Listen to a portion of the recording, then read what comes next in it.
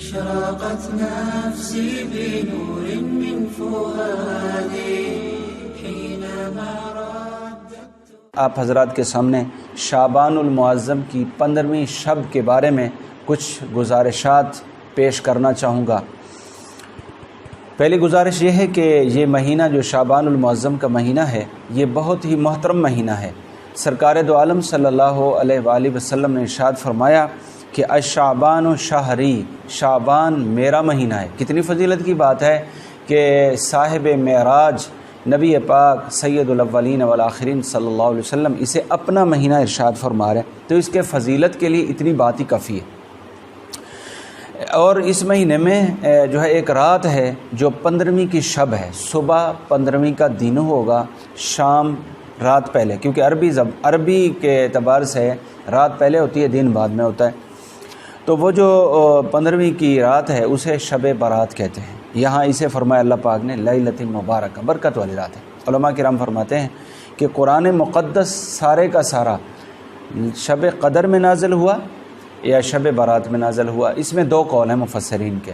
ایک قول کے مطابق مکمل قرآن مقدس جو ہے آسمان دنیا پر، لوح محفوظ سے آسمان دنیا پر پورے کا پورا اس رات شب برات میں ہی نازل ہوا ہے. دوسرے بعض مفسرین فرماتے ہیں کہ وہ پورا قرآن مقدس جو نازل ہوا شب قدر میں ہوا ہے. تو یہ رات بڑی مبارک رات ہے، برکتوں والی رات ہے. اس کے بہت سارے نام ہیں. علامہ غزالی رحمۃ اللہ علیہ مکاشفۃ القلوب کے اندر فرماتے ہیں اس کے 6 نام انہوں نے ذکر فرمائے. ایک نام یہ بھی فرمایا لیلۃ التکفیر، یہ کفارہ، گناہوں کے کفارے کی رات ہے. اور دوسرا شب حیات، اس میں جتنے لوگ زندہ ہونے ہیں، جنہوں نے دنیا میں آنا ہے، یہ سارے کا سارا اللہ رب العزت فیصلہ فرما دیتے ہیں. اسی طرح شب مغفرت اس کا تیسرا نام ہے کہ اس میں بخشش کی جاتی ہے. اس کا چوتھا نام شب آزادی ہے کہ آگ سے اور دوزخ سے آزادی کے اللہ پاک اس رات میں موقع مہیا فرما دیتے ہیں. اسی طریقے سے اس کا پانچواں نام اس کا شب لیلۃ الشفاعت بھی ہے. اس میں شفاعت بھی قبول ہوتی ہے. لیلۃ القسمت والتقدیر، چھٹا نام جو ہے اس کا وہ تقسیم اور تقدیر. اس میں تقدیر تو اللہ پاک نے پہلے لکھ دی ہے، لیکن اس تقدیر کے فیصلے کو اللہ رب العزت فرشتوں کے سامنے اس کو ظاہر فرما دیتے ہیں. تو اس کا نام لیلۃ القسمت والتقدیر بھی ہے. رزق بھی تقسیم ہوتے ہیں اس رات میں اور تقدیر بھی بتائی جاتی ہے فرشتوں کو. صاحب کشاف رحمہ اللہ نے اس کے 4 نام اور بھی ذکر کیے ہیں. لیلۃ المبارکہ، برکتوں والی رات. لیلۃ البراءہ، برات والی رات. اس سے جو ہے وہ انسان اگر توبہ استغفار کر لیں، کافر مشرک جو بھی توبہ استغفار کر لیں وہ دوزخ سے بری ہو جائیں گے. اسی طریقے سے اس کا نام جو ہے لیلۃ السق بھی ہے، گناہوں سے چھڑانے والی رات. لیلۃ الرحمہ، اس میں رحمت کا نزول ہوتا ہے، اس لیے اس کو لیلۃ الرحمت بھی کہتے ہیں. تو اس کے بہت زیادہ جو ہے وہ نام جو ہیں اس کی فضیلت کی طرف اشارہ کرتے ہیں. ہر کام کا فیصلہ اس رات میں ہوتا ہے. عبادت کرنے کی فضیلت اس رات میں ہے. رحمت کا نزول اس رات میں ہوتا ہے. شفاعت کا اہتمام اس رات میں ہوتا ہے. بخشش کا پروانہ اس رات میں مل جاتا ہے. گناہوں سے چھٹکارا اور نجات بھی اس رات میں ملتی ہے. حضرت اکرمہ رحمۃ اللہ علیہ فرماتے ہیں کہ ایک دفعہ امام بہقی رحمۃ اللہ علیہ اکرمہ رحمۃ اللہ علیہ فرماتے ہیں کہ اسی رات میں قرآن اترا ہے. اور علامہ بہقی رحمۃ اللہ علیہ فرماتے ہیں عثمان بن ابی العاص کے حوالے سے، وہ صحابی ہیں، راوی ہیں، وہ فرماتے ہیں کہ نبی پاک صلی اللہ علیہ وسلم نے ارشاد فرمایا، اللہ پاک فرماتے ہیں حال میں مستغفرن فاغفر لہ، کوئی بخشش کرنے والا ہے، منگنے والا ہے کہ میں اس کی بخشش کر دوں. اور اسی طریقے سے کوئی سوال کرنے والا ہے میں اس کا سوال اس کو دوں. فرمایا کوئی بھی بندہ اس رات میں جب سوال کرے گا اللہ تعالیٰ اس کے سوال کو ضرور پورا کریں گے.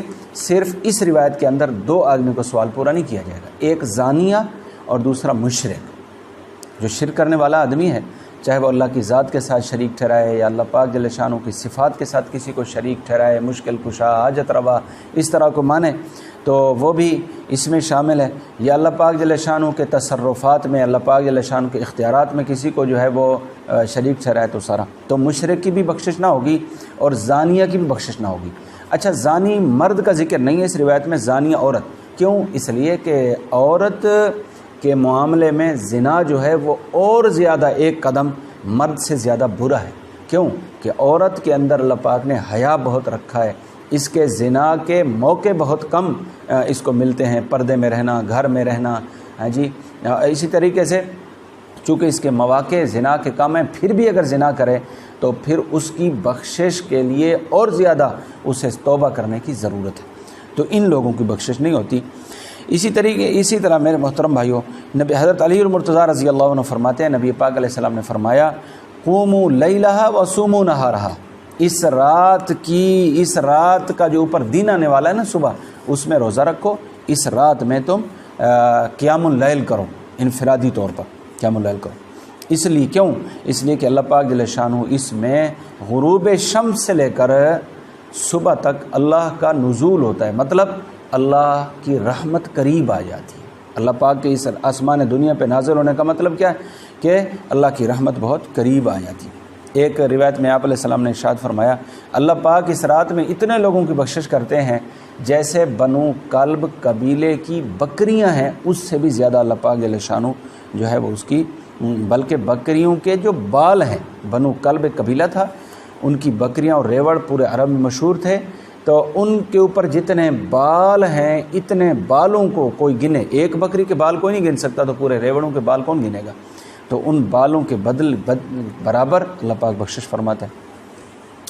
اسی طرح محترم بھائی غنیت الطالبین میں حضرت انس بن مالک رضی اللہ عنہ فرماتے ہیں کہ صحابہ کرام جو ہی چاند دیکھتے تھے نا شعبان کا، تو تلاوت کی طرف، ذکر کی طرف، عبادت کی طرف کمر کس لیتے تھے، اور راتوں کو سونا جو ہے وہ ان کا بہت کم ہو جاتا تھا، اور اس مہینے میں زکوٰۃ دیتے تھے، قرض والوں کے کسی کے قرض معاف کرنے ہیں معاف کر دیتے تھے، تاکہ لوگ جو ہے وہ سہولت کے ساتھ اللہ کی عبادت کر سکیں۔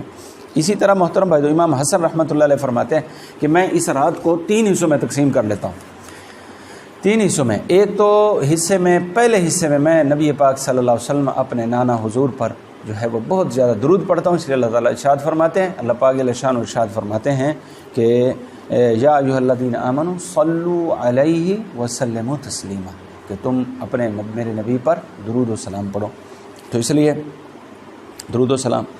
اور دوسرے حصے میں استغفار کثرت سے کرتا ہوں، کیونکہ اللہ پاک فرماتے ہیں پیارے نبی جی اگر آپ جب تک ان میں موجود ہیں میں عذاب نہیں بھیجوں گا، اور وما کان اللہ معذبہم وہم یستغفرون، کہ جب تک یہ بخشش مانگتے رہیں گے میں ان کی پکڑ نہیں کروں گا۔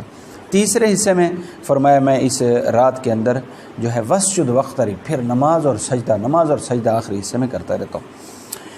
تو میرے محترم بھائی دوستو، اس رات کے اندر یہ اعمال تو کرنے کے ہیں اور کچھ اعمال نہ کرنے کے ہیں۔ ہمارے علاقوں میں، کچھ علاقوں میں، اس ملک پاکستان کے اندر اور شاید دوسری دنیا کے اندر بھی ایسا ہوگا دوسرے ملکوں میں، کہ اس رات میں بچے اس رات کو مذاق بنا لیتے ہیں، کھیل بنا لیتے ہیں، اور وہ اس رات میں چوریاں کرتے ہیں، اور اس کو خوشی کا جو ہے وہ رات سمجھ کر کے جو بجائے اس کے کہ ذکر تلاوت میں مشغول ہو جائیں، وہ جو ہے اس میں چوریاں کرتے ہیں بچے۔ تو یہ تو بہت ہی بری بات ہے، مناسب نہیں۔ اور بعض بچوں کو دیکھا ہم نے اپنے علاقے میں کہ وہ گھروں میں جا کر کے پیسے مانگتے رہتے ہیں، تو یہ تو اللہ معاف کرے، اللہ سے مانگنے کی رات ہے، بندوں سے مانگنے کی رات نہیں۔